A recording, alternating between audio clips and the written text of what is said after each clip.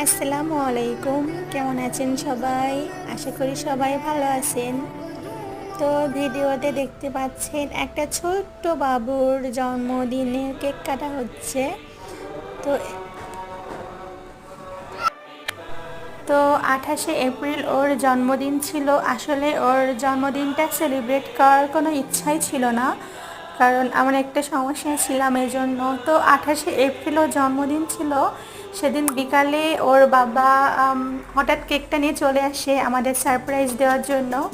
তো আসলে সারপ্রাইজড হয়েছিলাম, যেহেতু ওর জন্মদিন সেলিব্রেট করার কোনো ইচ্ছাই ছিল না, কোনো প্রোগ্রামই ছিল না।